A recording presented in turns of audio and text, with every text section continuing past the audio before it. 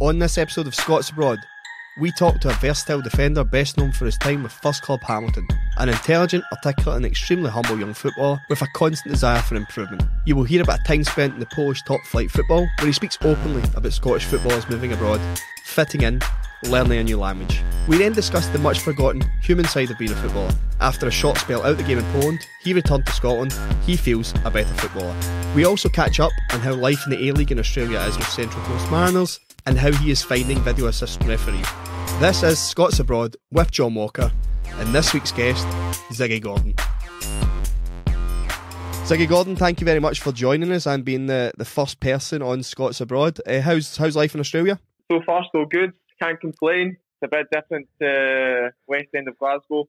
You've just beat Western United, who are the newest, I guess, are we calling it a franchise to the A-League this year? Yeah, you could say that. They bought a licence which granted them permission to come into the league. The league was before 10 teams, now it's 11 teams.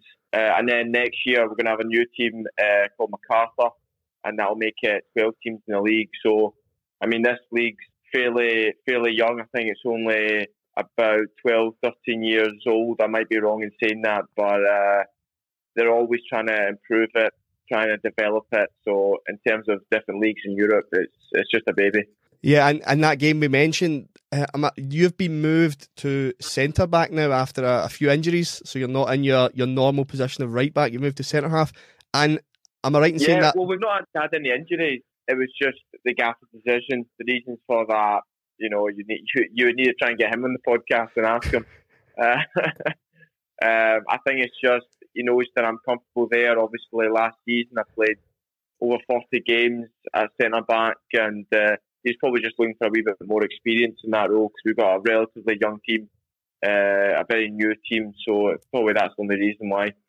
And for regular listeners of our podcast, when you've joined Central Coast, people will know I've referenced them as a team that I think 4 games running they conceded something like 8, 5, 4 and 3, and you've come in and that was the first clean sheet in 30 odd games? Yeah, I think it was about 33, 34 odd games, but since I've arrived this season, we've not had any heavy defeats. It's all been very competitive, one goal in it for the majority of games.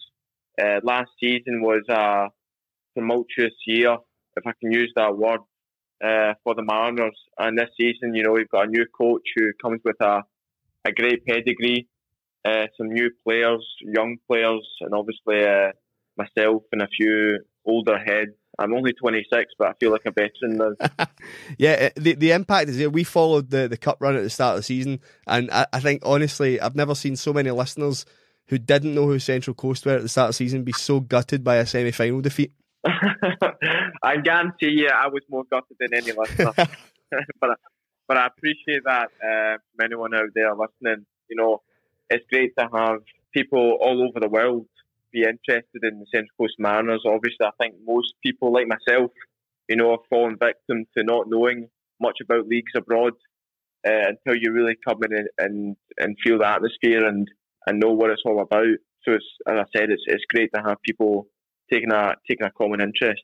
Yeah, and we like I said, we've covered Scots Abroad as part of our section because of that exact thing.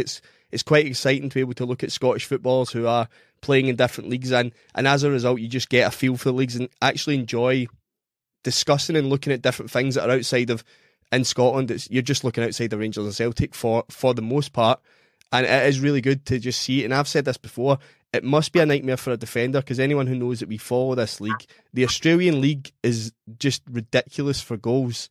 Last season we were on the over 1.5 and 2.5 constantly, so I can't imagine it being an easy task. How hard was the decision to join Central Coast? Because for anyone who's not yet seen it, go and have a look at the stadium during the game. If you can look past the palm trees and the giant mustard and ketchup bottle, it is.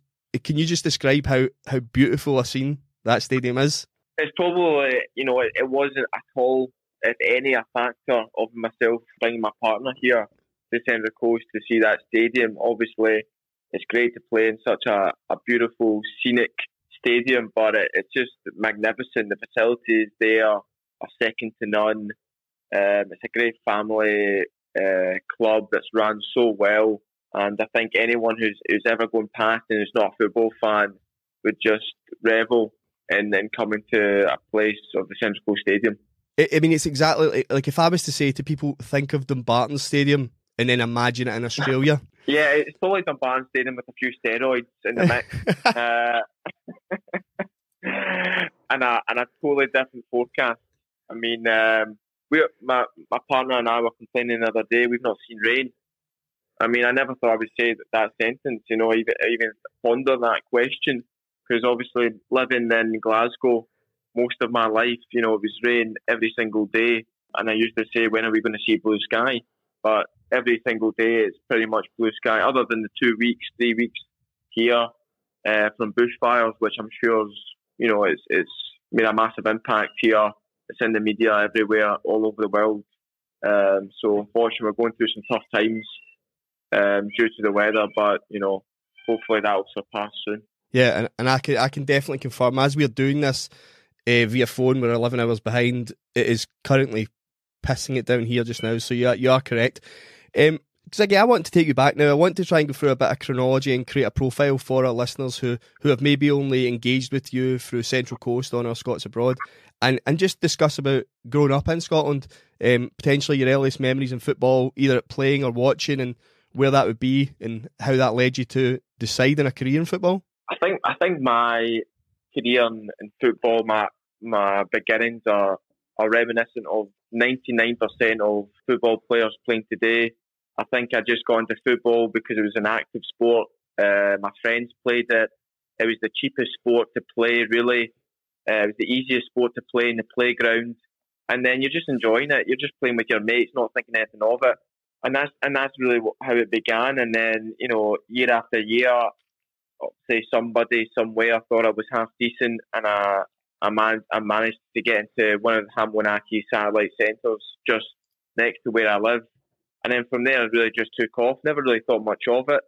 Every year went past, I got a wee bit older, lost a wee bit more hair, and and then finally got to play in the first team. And then I'm sure we'll speak more about that later on. But yeah, it's not that exciting, to be honest. I think any of us who don't play football would absolutely disagree at some of the stadiums you've played football. Who were some of your heroes growing up? If I'm being honest, I didn't have any heroes growing up. I wasn't a massive fan of watching football. I wasn't a massive fan of following football. I was just a massive fan of winning and that competitive edge. And football was just the outlet in order to get, you know, my fix from being so competitive.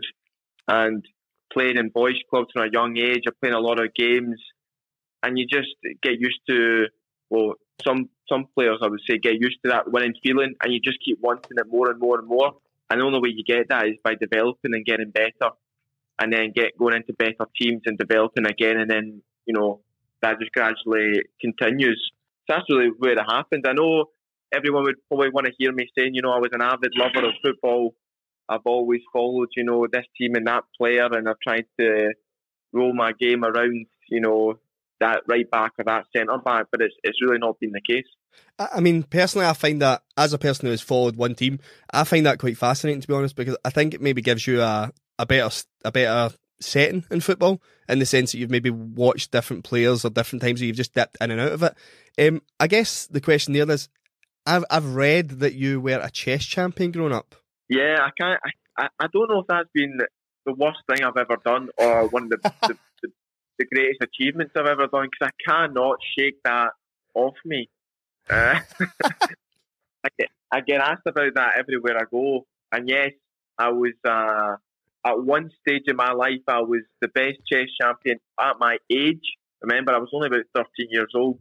So it was something to be proud of, but it's way in the history banks, and I only play, you know, if someone challenges me and they put money on the table.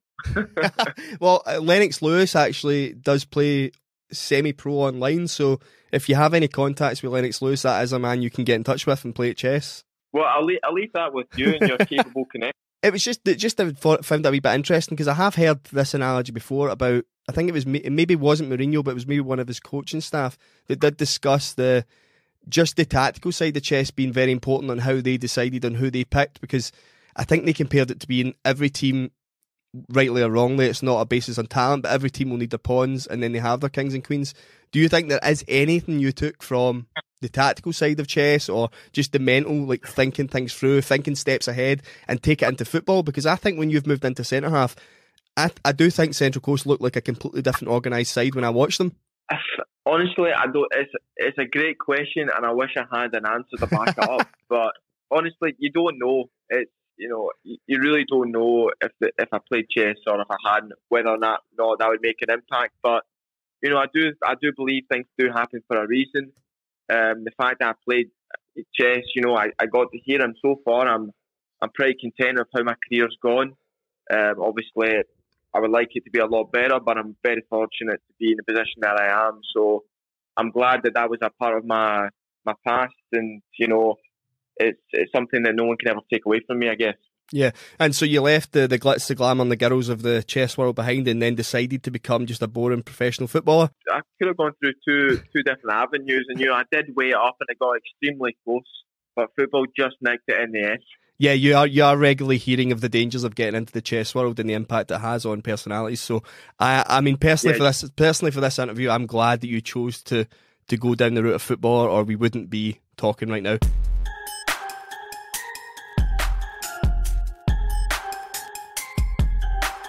Hamilton, you've signed your first contract. 2012 roughly is when you become a regular. What are your first memories of being involved in the youth team, the first team, and what do you remember feeling like when you made your debut? My first memories of being at Hamilton when I was 17, they tried to sign me when I was 16, but I knew I needed to get the grades in school, so I made sure I'd done fifth year and got all my hires. And then when I turned 17, I joined Hamilton Accies, obviously because I played them pretty much my whole career since I was 9 years old, and it was nothing really to think about. They put a contract in front of me, and I don't know how this sounds, but I remember so vividly going to one of the offices at the stadium. I got to train there with one of the other boys who was signing. We signed the contracts. He was over the moon. He couldn't believe, his dream had become a reality. And I never felt that way. I just always thought that this was not a calling, but this was just inevitable. I was inevitably going to become a football player. So I remember not being excited in the least bit. All I remember was, right, I've signed my first contract. Here's the hard work's just beginning. I've not accomplished anything. And that's something that, if any listener is out there, any young, aspiring football player, anyone aspiring to do anything, can maybe take from that. Getting given an opportunity is a dime a dozen. Everyone gets given opportunities every single day. It's what you do with opportunity and how you look at it that separates you from everyone else. Yeah, I mean, I think that's a very popular theme. What I'm hearing now is, so you didn't want to sign at 16, you did your hires. At 17, you sign your professional contract, and you've given an example. I think a lot of people are critical of this, is when people reach their first professional or semi-pro contract, being paid to play football, I think there maybe is a lack of appreciation of what still has to go on. And I think maybe you grew up in a time that you still had to work maybe a wee bit more, whereas now you get a lot of youth team players, especially in the English Premier League and Championships, who are getting life-changing money before they've even pulled on a shirt. Yeah, I mean, look, if someone offered me a lot of money when I was 17, I would say yes. Of course you would. But, I went to Hamilton Accies. I was on £75 per week. This wasn't life-changing money. This was literally a Domino's pizza after a game and playing PlayStation with my mates kind of money. It gave me no stability. It gave me nothing. I got my expenses paid for the train, and that was it. There was no money to go and to buy a pair of trainers, and I would need to save up, a month's salary just to buy a pair of boots, because everything was off our own backs back then, and that made you humble. It gave you a work ethic, and something that no one can ever take away from me, regardless of how fond my memories are of playing at a young age. And that's something I think boys don't really have, that upbringing, that tough upbringing. You hear so many professionals now. It was really, really difficult and hard, and it really shaped the person you became. That toughness of being a 17-year-old in a professional environment where everyone is scrapping and killing for that edge and doing everything they can to put food on the table for their families. So you become a regular roughly 2012-13. you score your first goal versus, was it Morton? Yeah. Can you tell us a bit about the goal? Because any footage of it has been erased from the annals of time. It is nowhere on YouTube. I couldn't find it on any Hamilton's fan page. I done a variety of searches on your name and could get loads of stuff, but nothing about this goal. That's so sad to hear, because I can tell you I've spent hours trying to find it. It is the best goal I will ever score in my career. And I'm not just saying that because it can't be found, because that'd be so easily. But if you ask anyone who remembers that goal, we were going through a real tough spell in the championship. Morton were high flyers. They were top of the league. I think they were 6 points ahead of Partick Thistle at the time. Real good squad. We were struggling. We were, I think, third or fourth bottom. And we had gone 1-0 down. I remember I was playing left back at the time. And I just remember Johnny Routledge saying, shoot. Goalkeeper's literally got his hands to the side and just looking at the ball going top in. And then I just, pandemonium after that. And then I can't remember who it was. Maybe Stevie May, of all people, scored to make it 2-1. And then, the rest is history. We stayed up, obviously, in the championship. And then following year, I think I'm right, we got promoted. Yeah, the following year so Billy Reid leaves and Alex Neil takes over halfway through the season, is that correct? Yep, that's right. How is that as a transition? Because I guess a lot of professional footballers, you currently see, I mean, you never know, you probably will actually, but we never really know outside what happens in a changing room. If you look at what's just happened to Everton with Marco Silva going out, and then they beat a really, really good informed Chelsea just by changing the manager. And I guess what I'm wondering is it different when it's a player who is the captain, so you've already got that relationship? There's not necessarily a new man coming in that's going to shake things up.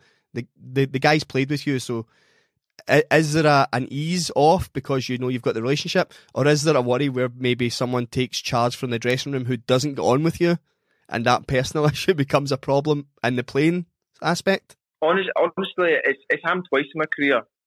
Both the Hamilton Ackies, which is testament to them, but they obviously they put a lot of trust in the people that are there, etc. Alec Neil obviously was a captain, a fierce leader, and then becomes manager. And then the same happened with Martin Cannon, who was a spitting image of Alec Neil. But honestly, you look at how Alec Neil has done since then, and I think that really answers my question. I don't think I really need to say much more. Obviously, back then, before he was a manager, he was a top manager, if that makes any sense. Yeah. He was built for that role. He's probably a better manager than he would ever be a player, although I will say he was a fantastic player. So I think if you look at what he's accomplished now, I don't think I need to really add anything to that.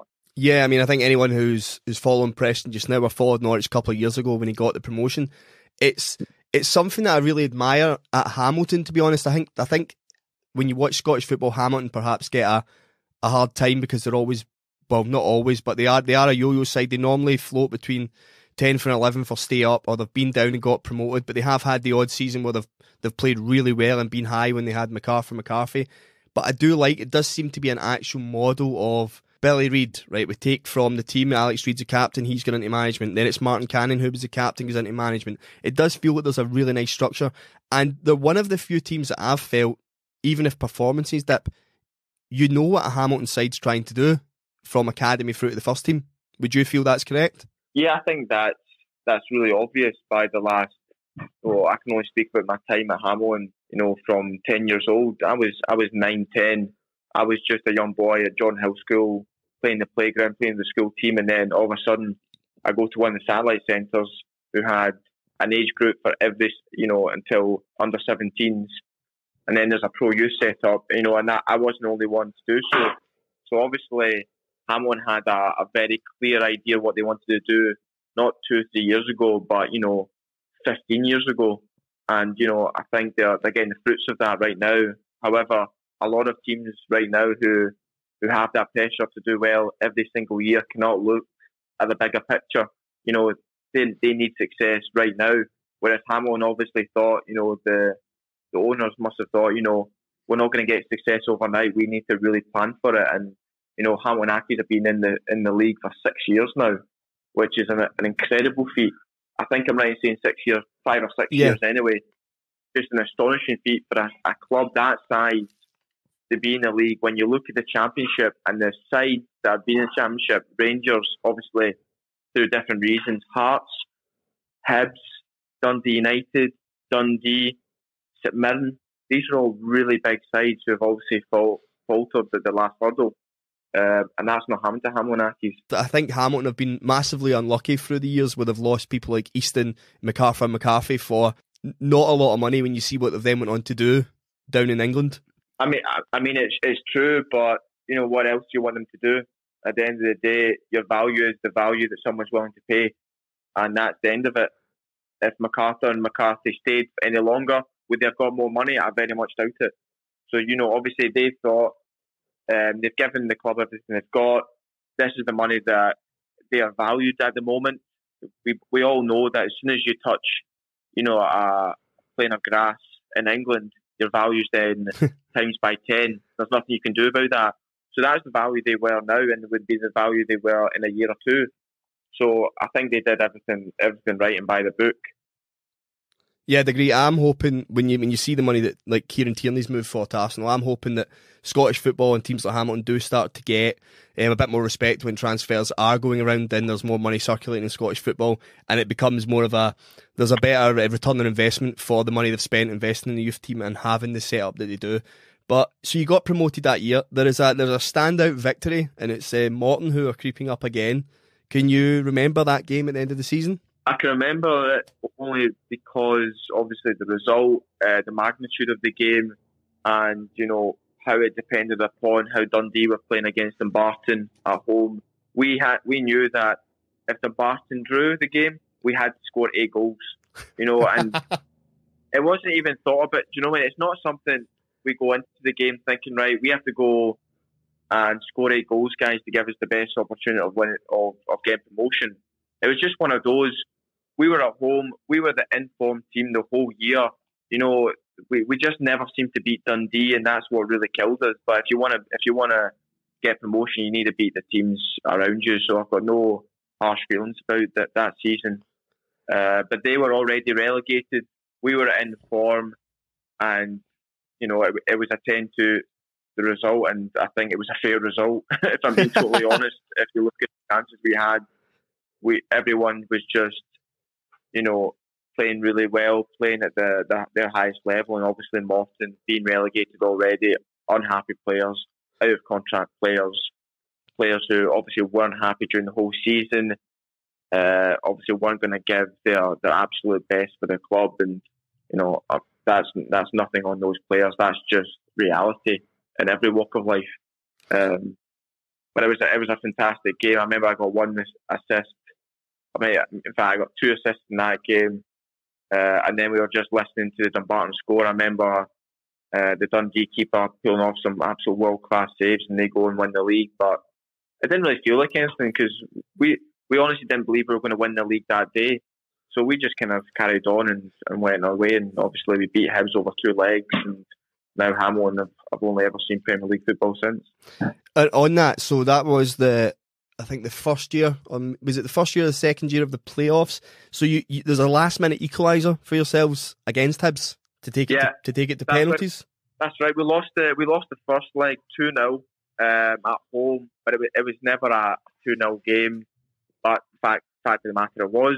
So therefore, we had to go to Easter Road and either score 2 goals and put it to extra time, or obviously win the game by more than 2 goals. But we never went there with fear. I remember finishing that game, and I never thought the mentality never changed. We just thought we were getting promoted. Everyone else obviously didn't. But we knew going to Easter Road we were going to win the game, and that's just, you know, the belief that Alex Neil put into us, and obviously, you know, it goes without saying that he's carried on that motivational stance to every team he's been to, because every single one's been very successful since. I remember it so well. I remember it was really epitomised us as a team, every single individual in that squad, the last minute as well, because I remember Darren McKinnon getting the ball. It was 92nd minute, and I just remember putting my head down and my legs were just running as fast as they could. And then he gave me the ball, and I just kept driving, got just to the 18, managed to slide tackle past one of my specialties to Jason Scotland, and he just went in the half turn, hit it back to Tony Andre, and he scored. And from then on, it was just inevitable we were going to win the game. So you beat Morton 10-2, you get through the playoffs, equalise in the last minute, penalty shootout. How far were you down the pecking order? By the way, I'll just say, we had to beat a very good Falkirk team as well. Yeah. Falkirk played Queen of the South, who were very good that year, with a lot of names you probably know, playing for Alexander Clark, for instance. And that was a very tough game to beat Falkirk. We only won, I think it was 2 each, the away tie at Falkirk, and then we won 1-0 at home. And that was our hardest game by far. So we managed to scrape through that game. It could have gone either way. And then going to your question, how far down the pecking order was I? Last. You were going to let the goalkeeper before you? I would have let one of the fans take it before me. So you got promoted back into the SPL. So that's your first season in top flight football? When I signed, we were in the Premier League, and I made my debut against St Johnstone, and I played another game against Hearts. So I had a taste of Premier League football, but not for the last 2 years since. And so this is you. You're a regular now. You were voted Player of the Year at Hamilton as well. Yeah. Is that your greatest personal honour, do you think, to date? Not by a long shot. No, not by a long shot. I think I've had since then. I've had some great moments in football that I'm far more proud of from that accolade, because that accolade is obviously it's voted by the fans. It's what people think of you, but it's not what I think of me. I know it's a cliche, but what I believe in myself. I never lie. You can never lie to yourself as much as you try. And since then, I've had some real top moments in football that definitely surpassed those moments. That season, you finished 7th. So for those who don't know, there's a split in the SPL. It splits into a relegation and championship group. Finishing 7th is the highest you can in that section. That for Hamilton's an incredible season. Yeah, but it was so disappointing. It was the oddest season. We were top of the league by, I think, Christmas Day. We were top of the league, and I remember when Alec Neil left, he jokingly said, make sure you make top 6, and we all laughed. Because I think when he left, we were second with a game in hand. We'd just beat St Johnstone 1-0 away, and we were second with a game in hand.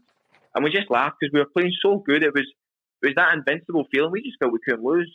We were doing everything right. Everything was working out. We were getting that break of the ball. Everything was just going in our way, in our favour. And then as soon as he left, Mark Canning came in, and it was a role he obviously, I've spoken to him numerous times. It's one that he didn't expect so soon, and he done his absolute best given the circumstances. But when you take such a big personality out of the changing room, and you bring with it difficult fixtures, because after that we had Dundee United, a very good Dundee United team with all the top boys since then who have left after fantastic careers. And it was only going to go one way, regardless who came in charge at that point. So we finished 7th, but it was a very disappointing 7th. So the following season, so Martin takes over. Following season, you just survive relegation. At that point, I believe there is interest from Jagiellonia of Poland. Yeah, that's right. I had some interest at the season before. So the season we came 7th, I had some interest. I had 1 year left in my contract, and they came in latterly. And obviously showed their expression to sign me, and I was given a very immediate, very short answer, and that was, you're not going anywhere. I didn't have any say in the matter. It was just a matter of fact. I wasn't going anywhere, and that was that. Doesn't change anything. It didn't change anything to me. I still am, but I was a very young man, and I was playing regular football in the Premier League. I'd captained the team, at Celtic Park. I'd captained the team 4 or 5 games before that, and Motherwell Derby, beat them twice in the cup and beat them 4-0 away. So I was just content. I was happy. I was enjoying my football. So when the offer came in and I got the answer that I did, it didn't really change anything for me. And then you end up at Partick Thistle a year later. How's that come about? And Partick Thistle were a team on the rise at the time. Alan Archibald was in charge. Do you feel that? What really happened at Partick Thistle? Because it does feel like you played a lot of games for them, and then the move happened.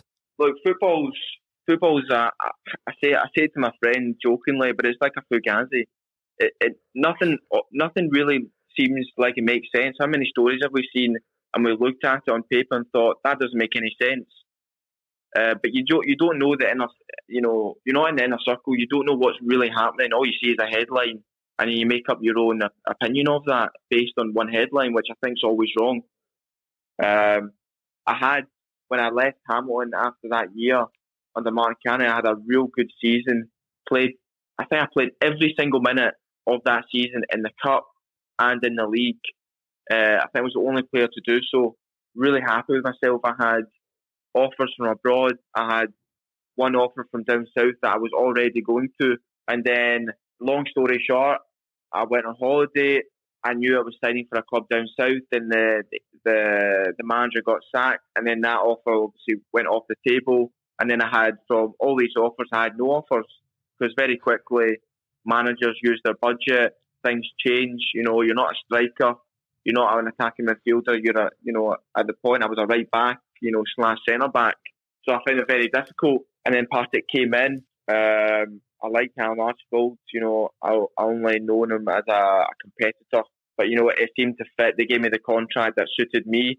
And I done my absolute best for them. And, sometimes things don't work out for player and the club. And, we're a mutual respect and an understanding. And then when Jagiellonia in Poland came in for me, I felt it was the right time then to try something different. And, it was the right decision at the time, even looking back at it.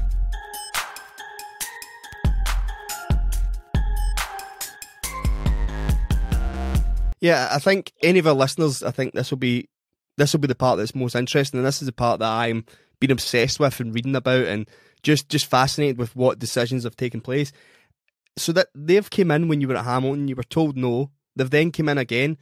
How was the interest sparked, and how does it even come about? How does it? Because it almost feels it's really funny being in Scotland and watching the Old Firm and watching all the players that come and play in Scotland, because it feels really normal and natural that a French under-21 international or a Colombian international would come and play in Scotland, but the idea of a Scottish footballer being tapped up by a Polish club just seems really, really strange.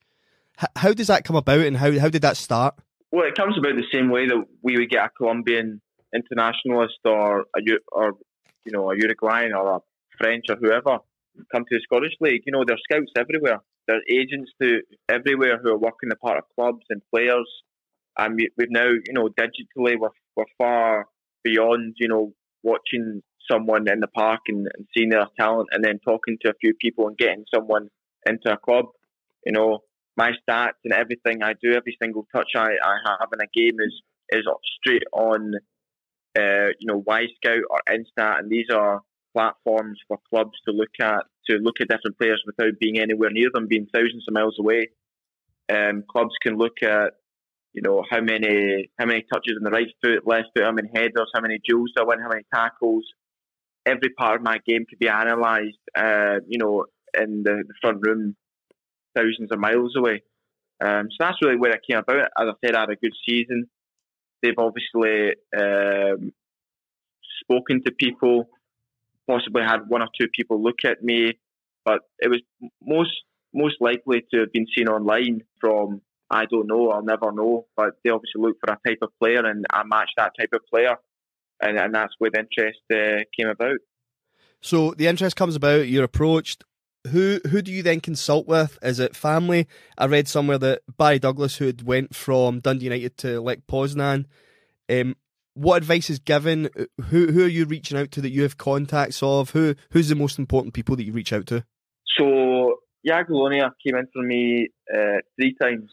The first time I was given a blatant, answer, so it was out with my control. The second time was just when I left Hamilton, but that time it was the actual offer on the table was taking its time, and that's a lesson that I've learned since, is to be patient sometimes and never look short term. Always try and look, medium to long term as best as possible. And then obviously the third time when I finally left in January, it's difficult. It comes from a combination of things. I think you ask yourself, is this something you want to do? You look at videos.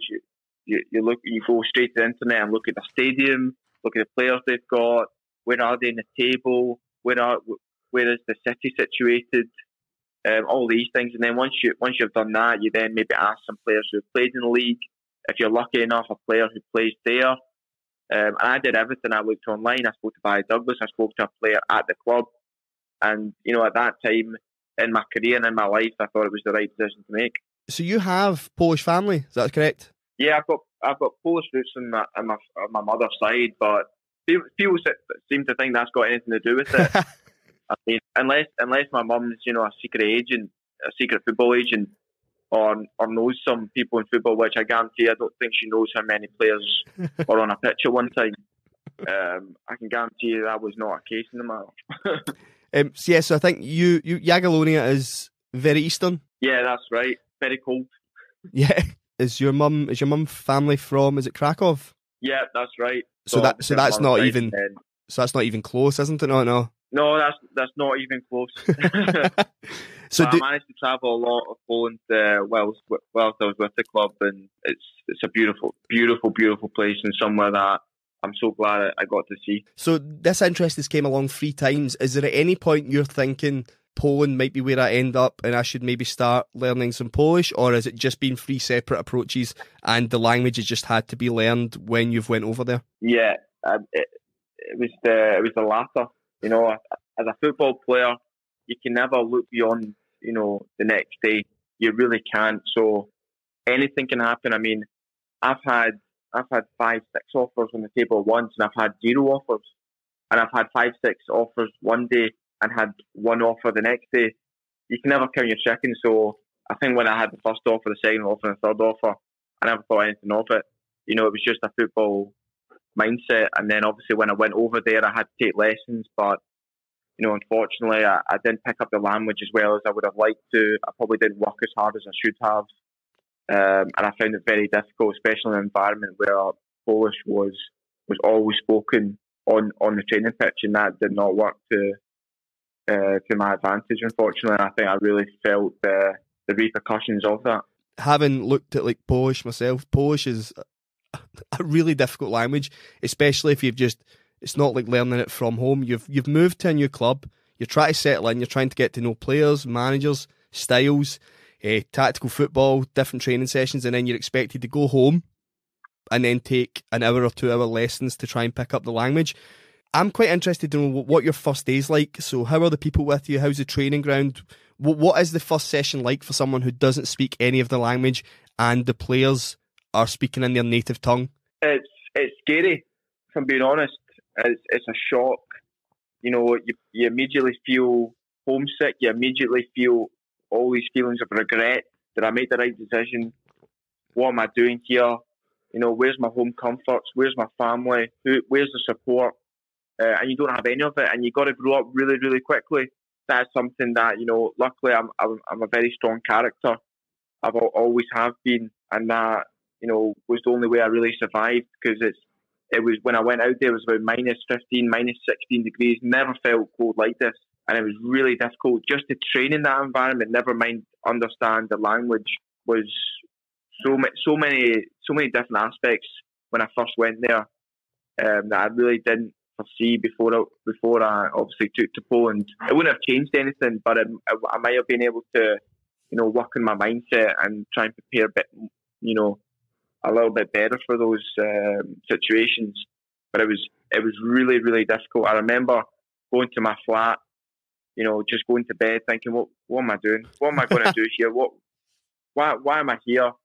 Why did I make this decision? And then the next day you get up, you brush your teeth, you get a shower, and then you go out and you go train. And that's just the way you got to look at it. It's the way it is. Yeah, I do feel sometimes it's really easy, and I'm guilty of it myself, being a football fan, is you do forget, and I don't want to in any way create sympathy or empathy towards you, but I do think you forget that footballers are human beings, and for anyone who moves... Sorry, I love sympathy. Give me sympathy. Love it. Because I do feel like anyone who's changed job, like I've changed job in office jobs myself, anyone who changes any job going into a new working environment is daunting enough. You have to figure out where everything is, who your friends are going to be, just little things like where you're going to eat. And that's in the same country where your own language is spoken and everyone understands, and you've come into this environment. I do think that is probably the most daunting part for any British player going abroad. I think that's always been the case. I remember listening to even Ryan Fraser, who went from the most northern point in the UK with Aberdeen moving down to Bournemouth, and it was still the same language, and he talked about how difficult it was adapting. Did you move yourself? Yeah, I just moved myself. And is there anything that you've noticed the differences between now and then, that settling in with a partner there, with even the same language, is it a totally different mindset? And is there anything that, with the lessons that you learned in Poland, that you've now implemented in Australia?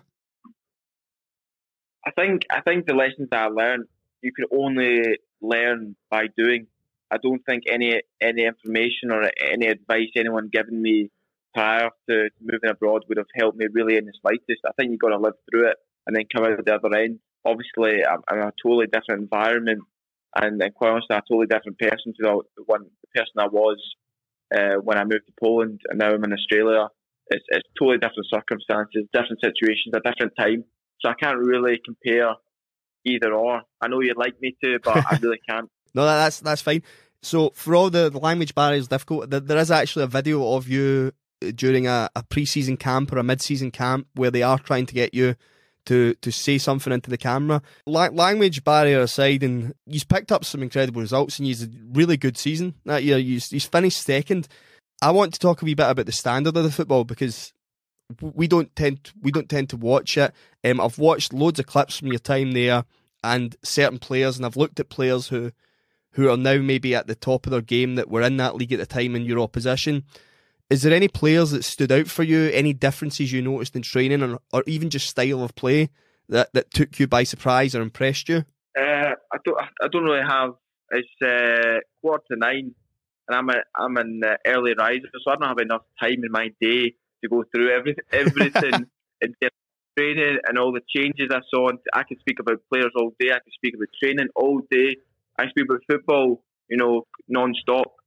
But I'll try and make it as short and clear as possible. In terms of players, people in Scotland, for instance, might know like Novikovas, who plays for Lithuania, who played so well at Hamden a couple of years ago. We got Fedor Černič, who plays in Russia. But I played with a lot of top players in Poland and played against some brilliant players as well, as I have done in Scotland. In terms of the standard, it's very similar to Scottish football, but very different as well. I mean, Scottish football's intense, so competitive, and that's how the Polish league is. It's intense, it's competitive. I just felt that it was a bit more structured in the way that they tried to play, how they tried to develop the game from the goalkeeper to the striker. But then again, it's all how you interpret the game, and I'm not a manager yet, anyway. So that's my opinion then, and it's my opinion now. But I can talk about it all day, but let's not. Yeah, I think it was just one player of interest, because we obviously on this podcast, and we're doing our stats and we're trying to pick games from around the world. I found it really interesting. There was a player that Semislav Frankowski that played in front of you for most of that season. He's a player who I've loved watching in the MLS with Chicago Fire, and he actually now he's starting for Poland as well. So he would have been your direct cover when you're making all those overlapping runs then down the right side. Yeah, Franik's a great guy. Really hard working, just so much pace to burn. The guy was a whippet. He was always going to play at a real high level, regardless of all the other traits. He was just so fast, and you obviously can't teach that. And he had so many other parts of the game that just flourished. It had nothing to do with me playing next to him, I assure you. But he's a top guy, and he's getting everything he deserves. And as a football player, it's nothing better to see players, human beings that really deserve everything, get what they do deserve. And I'm so pleased for him and how he's doing so far. Yeah. So then another player would have been probably more when I think the new managers came in 2017, and things are starting to change. It doesn't feel like. Did you and the new manager maybe not see eye to eye? I mean, maybe not anything personal, but do you think it maybe was a problem with the language barrier? He wanted a certain type of player. Mamrot, who was the manager, didn't speak a word of English. I spoke barely a word of Polish. So therefore was the first hurdle, and it seemed like a hurdle neither of us could really get over. He thought I was I remember conversations with the interpreters, and he thought I was a good player, a good person, as he always referred to me as, but I wasn't his type of player, and that's fair. You know, all you ask is someone to be honest, and you know I can say whatever I want about the coach. At the end of the day, I wasn't his player. He's got a job to do, and I can only respect those decisions. Like I have any time that I have been told that I'm not going to be playing a game, you know, you're frustrated, but at the end of the day, everyone's got a job to do. You just need to do the job the best you can. Yeah, I mean, as a professional, is there any frustrations in that? Because I think it was, is it Baliga? Is that how you pronounce his name? That was actually playing right back ahead of yourself. Yeah, that's right. Yeah, Baliga. I mean, just from stats alone, I think he got 7 yellows and a red card in his first 10 games of the season. Yeah, that's right. He was a lot of the Polish players are really fiery, and it's great to see there's so much passion for the game, and it comes out sometimes in the wrong ways. And Buri was certainly that type of player. He was, you know, everyone in that team were top players. Yeah. So I couldn't really contest against him. I've never got anyone against any player who takes my position. But you know, he saw the game one way, the coach, and I saw the game a totally different way. And you know, we went our separate ways. And you know, if we talk about that, I could talk about it for a long time. But you know, after that was the most difficult time probably in my life, let alone in football. Yeah, so just on that, so you know you're not getting a game. The offer, I'm guessing, comes from, is it Pogon Siedice? Yeah, so basically what happened was, you know, another lesson I won't get into, but I left the club. You know, I had 2.5 years left of the club. They were making it quite difficult for me at the time. I won't go into great detail, but making life a lot more difficult than it was just 6 months prior. We'll put it that way.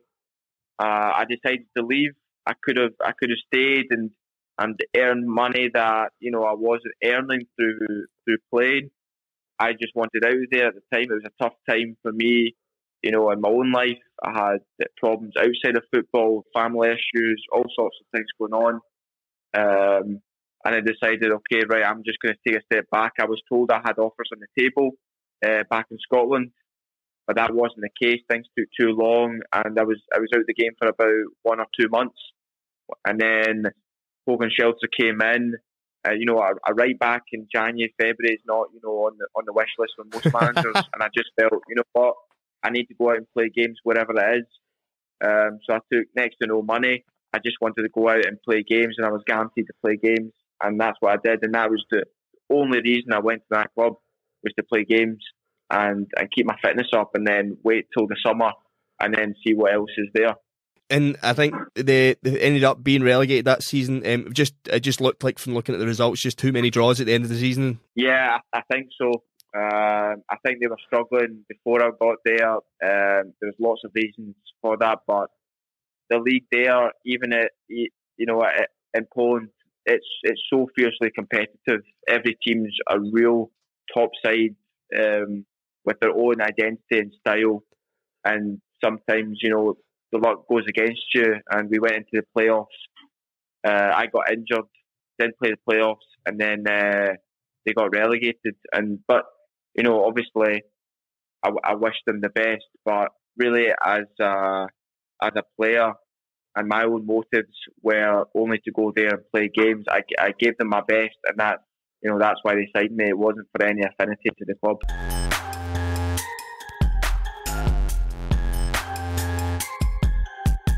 So after that, your time in Poland is over. You come back to Hamilton.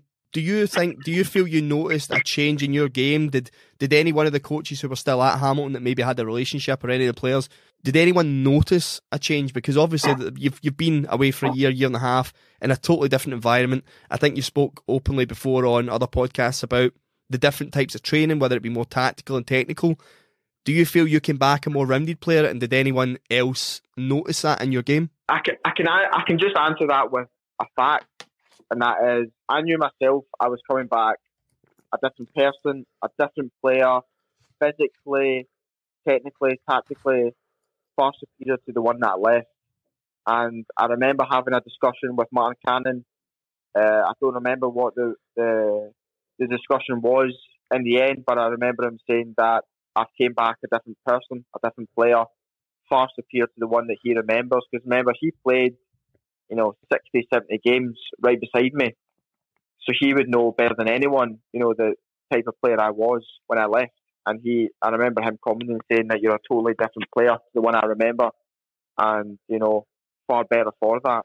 So that, I think that answers your question.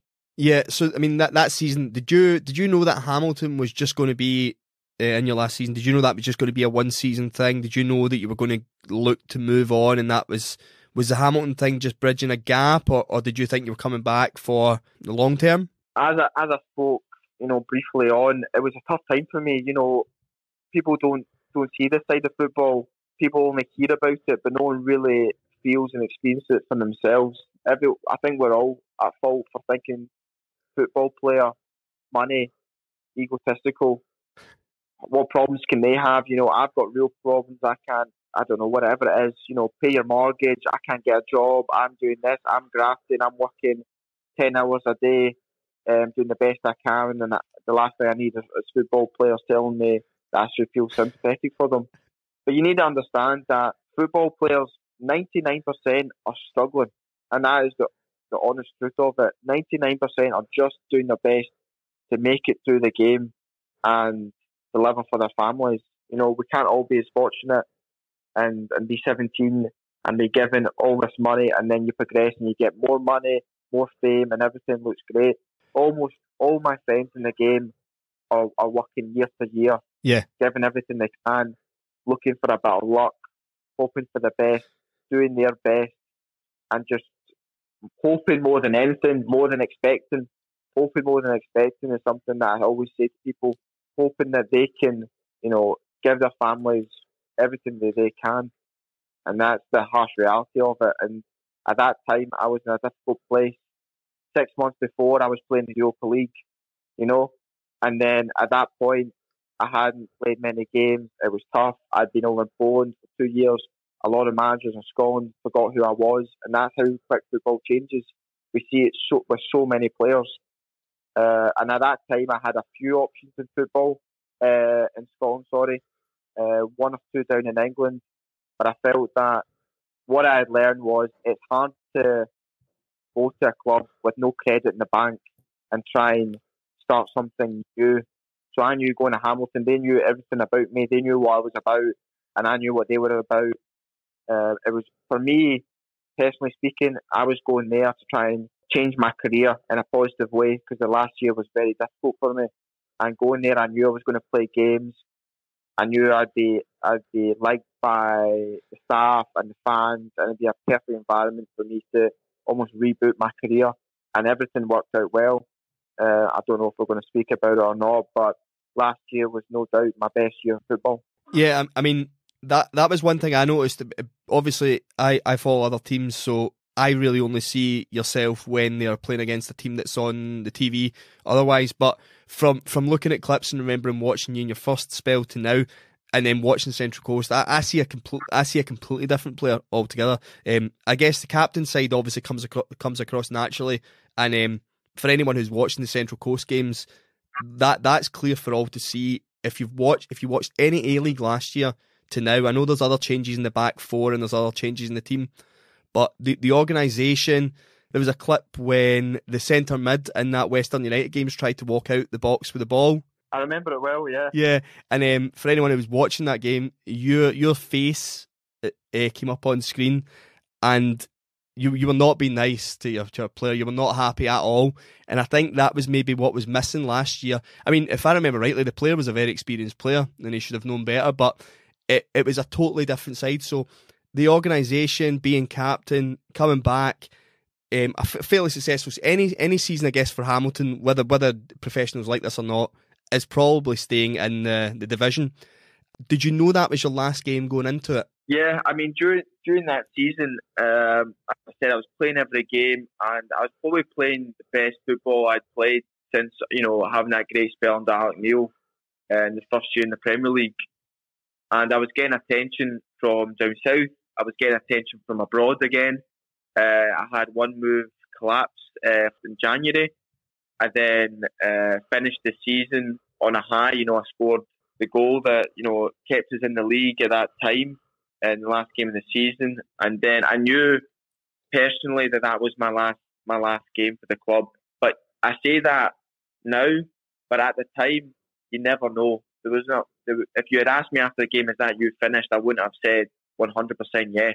I had real affinity for the coach, Brian Rice. Brilliant man, great person, and someone I can only speak really fondly of. And it was reasons like that may have made me want to stay there, but a lot of things changed. I won't get into the background, but there was a possibility that I could have stayed at Hamilton, but things just weren't right for myself. And unfortunately, I was in a totally different position than I was a year previous. I had only one or two offers in Scotland that weren't really suitable for me the year before. I was in a difficult place personally, and then a year from that, I was in a real good place, playing the best football, and I had 3, 4, 5 offers on the table, just a week or two after the season ended. So I guess on that, the season ends, you hear there's interest from clubs down south, clubs in Scotland, and then the offer of the A-League, Central Coast Mariners, come in. How do you weigh up those options, and did Central Coast stand out, or did that then become the best option, or was it the one you gravitated towards when you seen it? It's funny because I remember a conversation I had with someone, and he said to me, where's your ideal place you would want to be next year? And I just immediately said Australia. How funny is that? I could have said Spain. I could have said England. I could have said any destination in the world. I just said Australia. And I remember I always think you get the most honest answer when you answer without thinking. And I think at that point, I remember getting the offer. I remember speaking to the club, doing a lot of search because, coming to the A-League is not going over to Poland. It's not going over to England. It's not staying in Europe. It's totally different. You're moving as far as you possibly can from your family. So I did a lot of research into it. And also, I knew the fact that if I went to the A-League and things didn't work out for me, I knew it was going to be very difficult for myself to come back. Because for one reason or another, I believe I know the reasons, but people almost look down at leagues that they don't know much of. They don't know the standards, so therefore they almost predict or assume that the standard's less of what they already know. Because if it was other that way, then why would they not know it? But I think we're just ignorant to the fact what we see is what we know. So coming here was a massive step for me. It was a big risk, especially after having very concrete offers on the table that were far less risky. And I decided just to take the leap of faith. Myself and my partner decided, this is what we need to do. Let's go for it. And ever since I arrived, it's been brilliant. I really can't speak any more highly of the environment, the people, the lifestyle, the standard of football, the attention you get, media-wise. It's a totally different animal. And so far, it's been the right decision. I guess just from my experience, I'd like to know. So you went to Poland, you've went to Australia now. So you have went to 2 different leagues who really don't have, I guess, the powerhouse that you do in Scotland, the kind of vacuum of the Old Firm. Does that then show on the attendances of other clubs? Because looking at the average attendance of the teams Jagiellonia and Pogon Siedice, Central Coast, the average attendances are higher than the average attendances in the SPL out with Rangers and Celtic. So is that because the countries are so vast and there's more option for a bigger population to then select teams that they support? And do you feel people are more inclined to support their local teams? Look, I honestly, I think I'm doing an injustice to assert a real opinion on it, because there's a lot smarter people, a lot more intelligent people who most likely have the answer to that. But all I can say is Scotland's very unique. We've got 2 of the biggest clubs in the world in the same city, and they are the biggest clubs in the whole country. So when you look at other leagues, they do not have that. I think Scotland's just unique in a great way, but also I think it deters people from obviously supporting the local club, because there's two powerhouses that have obviously got so much history and culture that, you know, filters down all the generations of family from all over Scotland seeing these two clubs play in Europe, and everyone has an affinity to the club and their family. So that's only my opinion. Whether it's right or wrong, most likely wrong.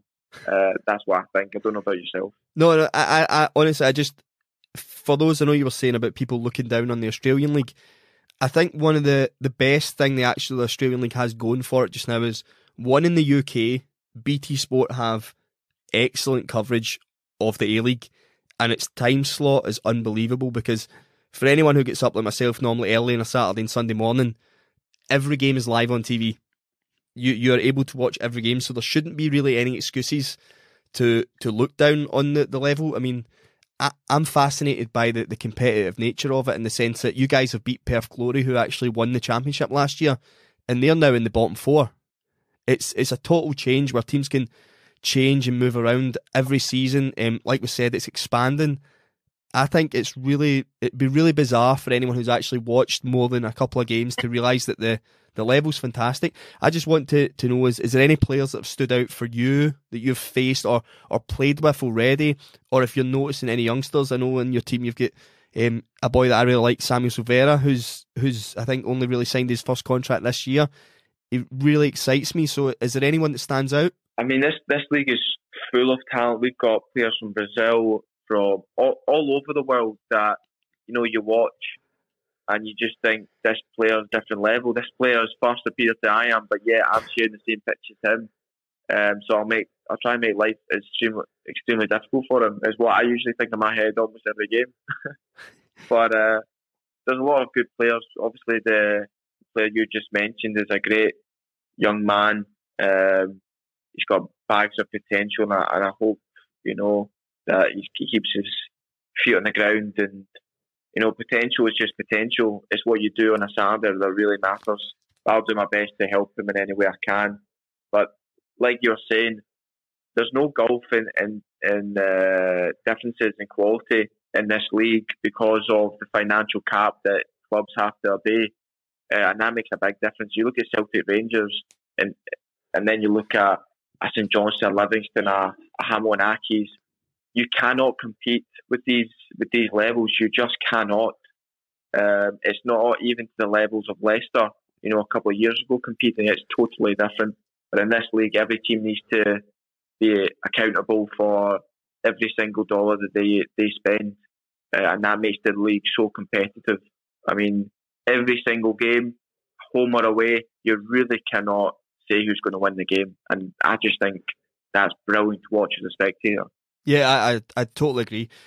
So in the A-League, this is your first experience of video assistant referee. How are you finding that? I had experience when I was in Poland, actually. So I kind of knew about it, but it kind of changes how you play.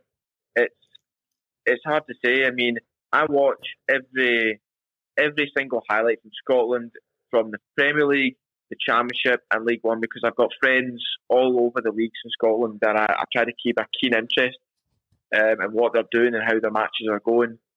And I've not seen one, 6-7 minute highlight that would not, the result would not have been altered if VAR had been implemented in the league.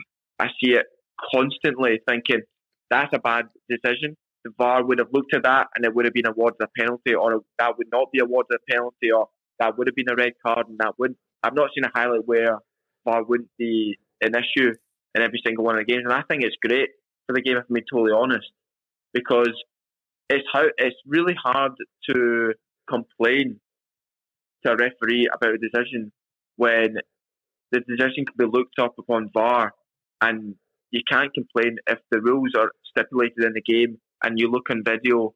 You can't argue. There's nowhere for you to turn. So I know if we get a goal disallowed for offside, it was offside. And I know if we score a goal and it was called offside, we'll be given that goal because it was onside. And I just think it's great for the game. It changes how you play though, because everything you do is seen.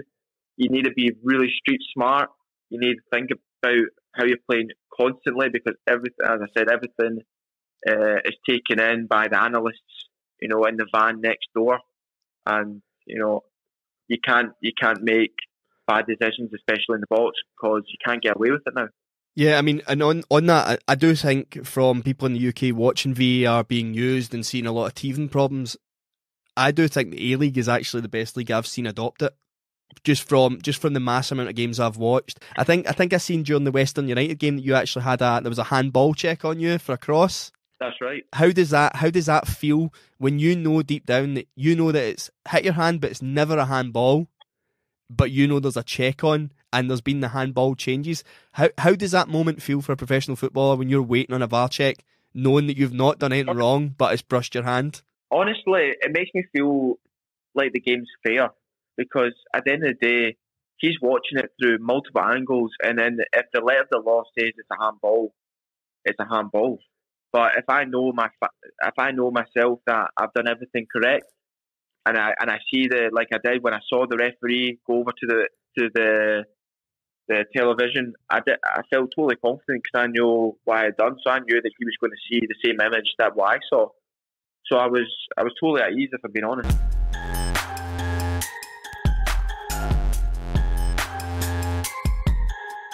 So right now you're playing in Central Coast, and there is some internationals around you. Galafuico plays for Australia. Do you still have? I mean, I've looked back at any time you've represented Scotland. I'm thinking back to the under-19s doubleheader for Denmark against Denmark. Do you? I mean, like you said, you keep referring to yourself like you lost a bit of hair. You're still very young for a professional footballer. How do you feel this move might have hindered any possibilities to be brought into a Scotland squad? And do you feel that there's been any situations in your career when you've been playing really well with Hamilton, you've got promoted, you've done well the next season, that you maybe feel like you've potentially been overlooked? If I look at players that played in that team, I mean, I think maybe once or twice, maybe in the first year when I was playing for Hamilton in the Premier League, maybe there was a time where possibly I could have been thrown in, but I wasn't, and I really don't have any thoughts in the matter. Scotland is Scotland. I don't get paid by the Mariners. I never got paid for Hamilton Accies. I never got paid by any club to play for Scotland. So it's got nothing to do with me. It's to do with the coach. So if you ask me, was there any times that possibly did I feel hard done by? Maybe once or twice, possibly. But I never thought about it for more than 2 seconds, if I'm being totally honest. And I think the fact that I'm playing the A-League most likely means that I'm totally out of the picture. I don't think that's right, because there's a lot of top talent, as you've already expressed, playing overseas. But, that's possibly the way it is. A lot of players are obviously focused in Scotland and the UK, and it's the easiest way to go and watch those players. And I don't believe you should play if you're not being watched most weeks. So, no, I don't think anything of it. Obviously, after 4 years, I can get my residency here, and, you never know what might happen. Yeah, Jamie McLaren's went that route as well. I guess you touched on that point, and it is part of the purpose of what we do on Scots Abroad. It is that I do feel that players going abroad, with the exception of maybe Johnny Russell and Kenny Miller when they were internationals, you do seem to get forgotten about a bit. Like, the good thing I like about Steve Clarke is we've had Lawrence Shankland in the Scotland team, and he's playing in the second tier of Scottish football. But there are players like Liam Henderson, who was fantastic last year for Verona in their promotion. You've got Ryan Gauld at SC Farense just now, who is top of the table in the second division of Portuguese football. There are players out there. I know Ollie Burke's been making the squads with Alaves, so I think you're right and you're wrong. I think right now there maybe is a reluctancy to look outside of the UK and where players are, but I do suspect and hope that changes going forward. And if there is a need for someone who transforms a team that were conceding 8 goals to come into defence and keep clean sheets, then I don't think you can be far off that, to be honest. I really don't know. I hope you're right. I really do hope you're right. I hope that there's a far wider scouting network in the national team, because obviously I'm a Scot. I might have 2 passports, one being Polish and one Scottish, but I'm an avid Scottish supporter for every time Scotland play, and it'd be an honour just to be thought about, just to be known that I'm here. I'm doing my best. But, I really don't think anything of it, if I'm being honest. I just wish the Scottish national team the very best, and whether I'm playing or I'm not, or I'm considered or I'm not, I'm going to be a supporter, and that's the honest truth. Because you hear so many people say that they support teams and etc., and they're just trying to say the right things. But really, I really hope that we can get through the round. And I'll be watching it if it's at 3 o'clock in the morning or 4 o'clock in the morning over here. Anyone who's got any links to Scotland, fan, professional football, fan of football otherwise, should be feeling the same way. And I think you have touched on the last question I want to ask, and then I can let you go and get to your bed. It is, so if you remove the fear of potentially, so if it changes whereby Ryan Gaul can make a squad, Ollie Buck's making squads, Jack Harper, Liam Henderson, there is proof that players can go abroad and still have a Scotland career. Why do you think so few Scottish players are willing to go abroad? Because it does seem like, from talking to yourself, that there always is the opportunities, there always is the clubs. And as a final, if you were a youngster, what would be like the last bit of advice, whether it be recommending sorting out a house, making sure a family member or a friend can go with you, or constantly getting visits from family? Is there anything you could pass on to a future generation? I think, so firstly, the first question, I think it's fear of leaving what you know. I think that's the same in every walk of life, so football's no different. The risk you're possibly taking by going abroad and then not working out and possibly not having the same opportunities at home. I think we always also have this idea of playing in the Premier League down south and making millions and millions of pounds. I think that's fraudulent. I think that's false. I think everyone should have goals, but I don't think that should ever be anyone's goal, really, to think that you're going to be playing in the Premier League. I think if it happens, great, but don't pass on other opportunities just hoping playing in the English Premier League. And I think so many of us, I'm one of them, who have been maybe caught in that trap. So I hope that answers the first question. The second question, I think if you're going to go abroad, do your research. Know where you're going, know the pathway you're taking, know the risk you're taking. If you can take a family member with you, brilliant. I took my family, my partner to Australia, and it's made the world a difference. And I took my partner, who I met in Poland, back to Scotland, and it made the world a difference. I think if you can have people, talk to people, be open, be honest of how you're feeling at all times, which is something I never did when I was having a tough time, is one thing. And I think the last thing is just believe in yourself. I know it's a cliche. You should always believe in yourself, but it's easier said than done. And it's in the most difficult times, especially when you're abroad and you don't have that comfort of family and friends and what you know around you. You just got to believe in what you're doing and believe that you're going to be successful regardless. Yeah, that's exactly what I wanted to hear. And I do hope that whoever this is, whether it's Liam Morrison over at Bayern Munich, who's 16 years old just now, is that they understand that there's potential for being even bigger and going and learning new culture, new training methods, everything from it and everything you can take. Ziggy, this has been fantastic. I really appreciate you joining us and being the first person on Scots Abroad. No, it's a pleasure. I really wish you all the best, and I'll be keeping an eye on everything you do, mate. Yeah, for those who are listening new to it, we do follow you every week, so every update, except next weekend where you'll have a week off because of the 11-team league and you do get a bye. That's great, and if I have an absolute shocker, just forget about that. Just brush past it. Night. Perfect. Right, thank you very much, Ziggy. Cheers for joining us.